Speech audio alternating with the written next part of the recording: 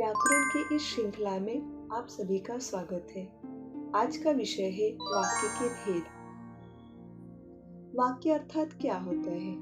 वाक्य की परिभाषा मनुष्य के विचारों को पूर्ण रूप से व्यक्त करने वाले पद समूह को वाक्य कहते हैं। अर्थात क्या? जो हम विचार व्यक्त करते हैं, जो पूर्ण विचार व्यक्त करते हैं, उस समूह को हम वाक्य कहते हैं। वाक्य के प्रकार, वाक्य के दो प्रकार हैं। वाक्य के दो प्रकार हैं। पहला प्रकार रचना के आधार पे और दूसरा प्रकार अर्थ के आधार पे। रचना के आधार पे या रचना की दृष्टि से वाक्य के तीन भेद हैं। सरल वाक्य या साधारण वाक्य जिसे हम कहेंगे, दूसरा मिश्र वाक्य और तीसरा संयुक्त वाक्य। इस पूरे वीडियो में मैंने वाक्य के रचना के आधार पे जो भेद है उनका पूरा विस्तार पूर्वक बताया हुआ है, और साथ ही साथ बोर्ड में आने वाले कुछ इम्पोर्टेंट प्रश्न जो है उसे भी साथ में लिया है। और आप पूरा वीडियो को ध्यान से देखना, ये बहुत ही सरल है। अगर आपने पूरे वीडियो को देखा तो आपका मार्क कहीं नहीं जाएगा, आपके पास ही लौट कर आएगा। तो चलिए शुरुआत करते हैं। रचना की दृष्टि से वाक्य के तीन भेद हैं: सरल या साधारण वाक्य, मिश्र वाक्य और संयुक्त वाक्य।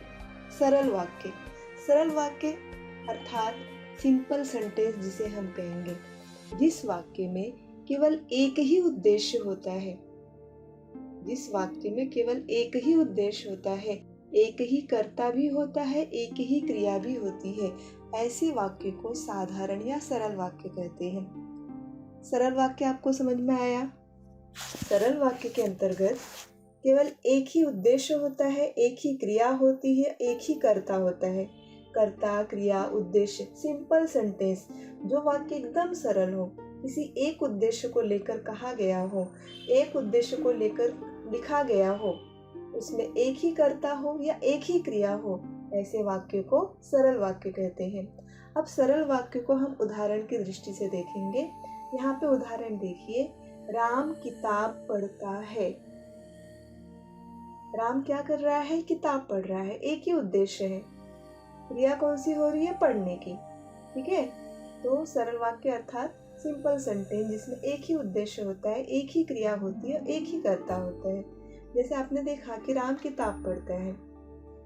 दूसरा उदाहरण है, मेहमान 8 बजे आएंगे। तीसरा, मैं आजकल हरिवंश जी की कविता पढ़ रहा हूँ। इन तीनों उदाहरणों में देखा आपने कि एक ही उद्देश्य हो रहा है, कर्ता भी एक है, क्रिया भी एक है। तो ऐसे अगर वाक्य होंगे तो उसे हम सरल वाक्य कहते हैं। आपको समझ में आया सरल वाक्य किसे कहते हैं? सिंपल एक ट्रिक है, आप जब प्रश्न करो और इसका एक ही उत्तर आए तो हम क्या कहेंगे? सरल वाक्य। ठीक है। आसान सा तरीका आपको बता दिया मैंने। जिस वाक्य में एक उद्देश्य हो, एक कर्ता हो, एक क्रिया हो। आपको यह भी दिमाग में नहीं आया, ये ध्यान में नहीं आया, तो आपके दिमाग में रखो, एक सिंपल सा सेंटेंस है, उसमें आप प्रश्न करो और उसका एक ही उत्तर आ जाए, तो आप क्या होगा यहाँ पर? सरल वाक्य। ये कहीं पर नियम नहीं लिखा गया, ये मेरे द्वारा बताया गया ट्रिक है। दूसरा है मिश्र वाक्य। दूसरा है मिश्र वाक्य, जिस वाक्य में सरल वाक्य के साथ कोई उपवाक्य हो। सिंपल सेंटेंस है लेकिन उसके साथ कोई उपवाक्य हो, वहां पर मिश्र वाक्य होता है, वह मिश्र वाक्य कहलाता है। उसके अलावा इसका हम क्या परिभाषा दे सकते हैं? इस प्रकार के वाक्यों में एक से अधिक उपवाक्य होते हैं, एक से ज्यादा उपवाक्य होता है। एक प्रधान होता है और दूसरा उसके ऊपर आश्रित होता है। एक मेन उपवाक्य होता है, एक प्रधान वाक्य होता है, दूसरा उसके ऊपर निर्भर होता है। अर्थात दो वाक्य यहाँ पर होते हैं, एक इम्पॉर्टेंट वाला होता है, दूसरा उसका रिलेशन उसके साथ रहता है। तो यहाँ पर समझ में आया मिश्र वाक्य किसे कहेंगे? मिश्र वाक्य मतलब इसमें एक से अधिक उपवाक्य होते हैं, एक प्रधान वाक्य होता है, दूसरा उसके ऊपर आश्रित वाक्य होता है। और दोनों वाक्यों को जोड़ने के लिए यहाँ पर देखिए कुछ शब्दों का मैंने लिखा हुआ है। दोनों वाक्य को जोड़ने के लिए कि, जो, क्योंकि, जितना, उतना, जैसा, वैसा, जब तब जहाँ वहाँ, इधर उधर यदि, तो इन शब्दों का प्रयोग किया जाता है। कैसे समझ में आएगा मिश्र वाक्य? मिश्र वाक्य को समझने का आसान सा तरीका है कि उसमें एक से अधिक उपवाक्य होते हैं। पहली बात हो गई, एक इम्पॉर्टेंट वाला उपवाक्य होता है, प्रधान वाला उपवाक्य होता है, दूसरा उसके ऊपर निर्भर करता है। यानी पहला जो प्रधान उपवाक्य है उसका रिलेशन दूसरे उपवाक्य के साथ रहता है। ठीक है, जो प्रधान वाक्य है और दूसरा आश्रित वाक्य है।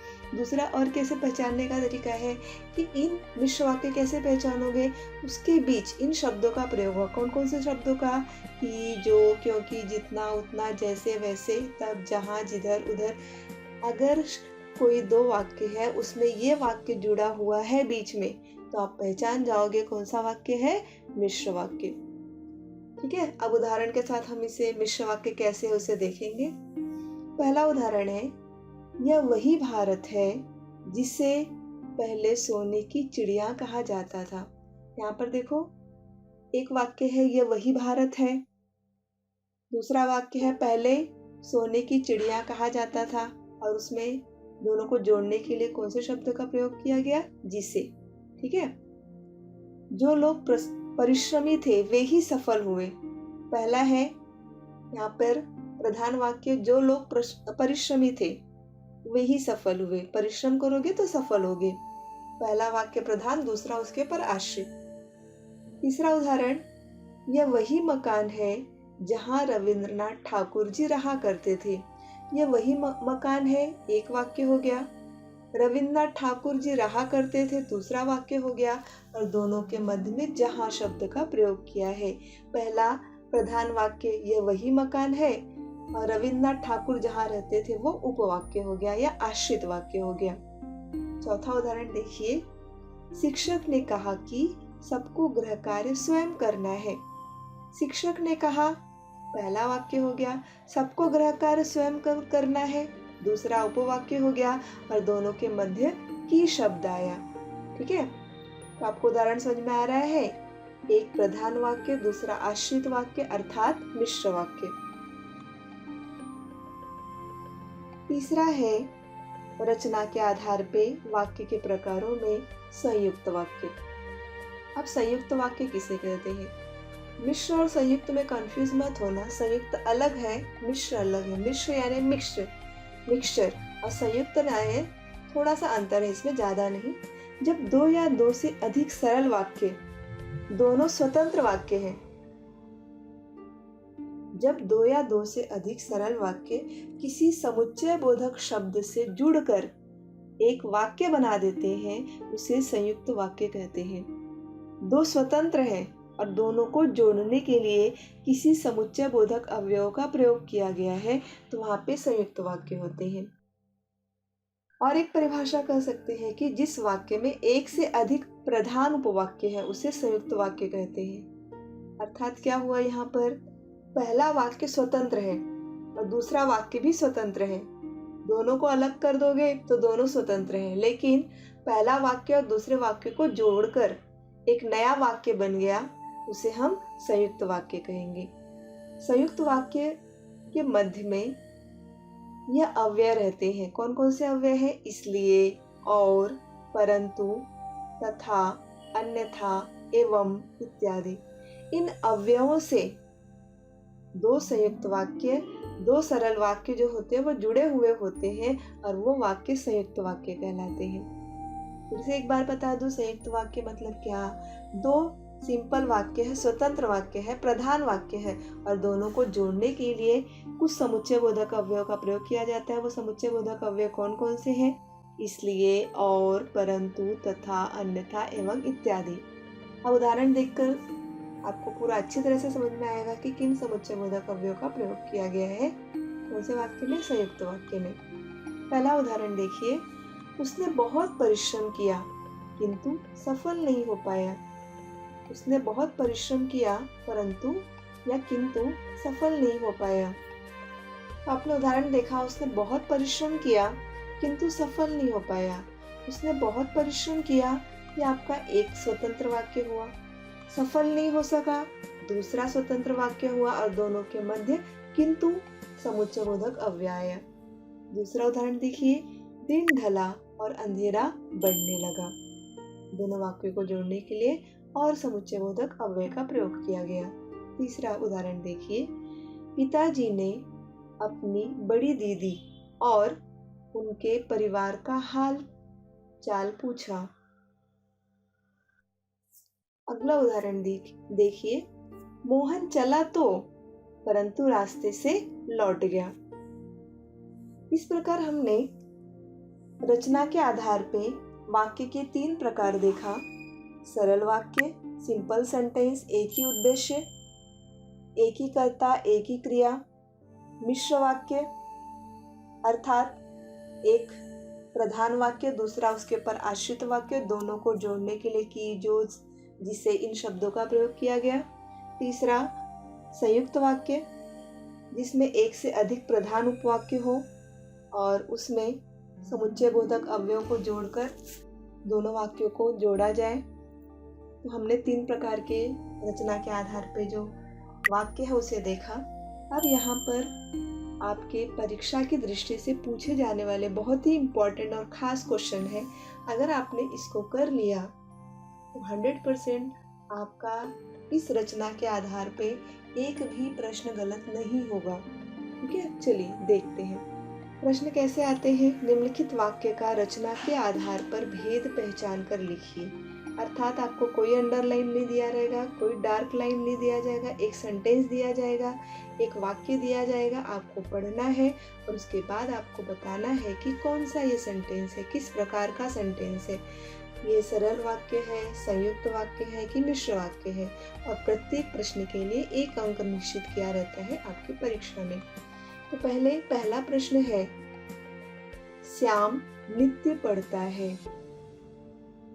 अब तो समझ गए होंगे, श्याम नित्य पढ़ता है। तो ये कौन सा वाक्य है? एकदम सही, ये कौन सा है? सरल या साधारण वाक्य। बहुत अच्छा, तो पहला वाक्य हुआ साधारण या सरल वाक्य। अब दूसरा उदाहरण देखिए, यहाँ पे उदाहरण ने दूसरा प्रश्न देखिए। रमा को विद्यालय पहुंचने में देर हो गई थी, इसलिए वह बेचैन था और दौड़ रहा था। यहाँ पर वाक्य देखो काफी बड़ा है, ठीक है, फिर भी आप पढ़ोगे और आपको समझ में आएगा कि ये संयुक्त है कि मिश्र है। ये दोनों में से तो एक हो सकता है, सरल तो होगा नहीं। रमा को विद्यालय पहुंचने में देर हो गई थी, इसलिए वह बेचैन था और दौड़ रहा था। ध्यान दीजिए, इसलिए शब्द आया यहाँ पर, दोनों को जोड़ने के लिए इसलिए शब्द आया। कौन सा वाक्य होगा? बोलो। हाँ, यहाँ पर होगा आपका संयुक्त वाक्य। एकदम सही, ये है संयुक्त वाक्य। तीसरा प्रश्न की ओर बढ़ते हैं। आप उन गहनों की चिंता न करें। आप उन गहनों की चिंता न करें। अब ये जो तीसरा प्रश्न है, आपको देख के क्या लग रहा है? ये यहाँ पर न कोई 2 वाक्य है, न जोड़ है, न समुच्चय है, कुछ नहीं है। तो क्या होगा ये तीसरा?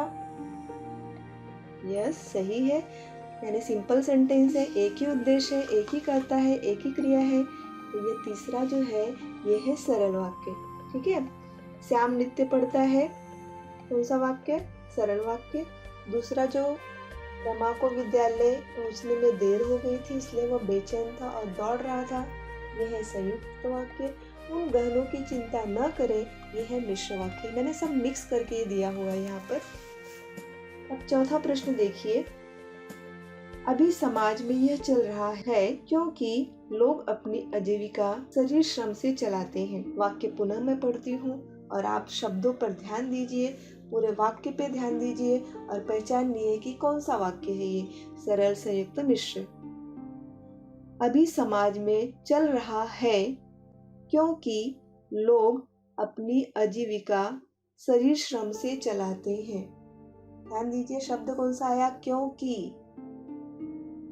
एक प्रधान वाक्य, दूसरा आश्रित वाक्य, कौन सा हो गया? बरोबर, मिश्र वाक्य हुआ यहाँ पर। चौथा जो है वहां पर मिश्र वाक्य। 5वां प्रश्न की ओर देखिए। हर ओर से अब वो निराश हो गया था।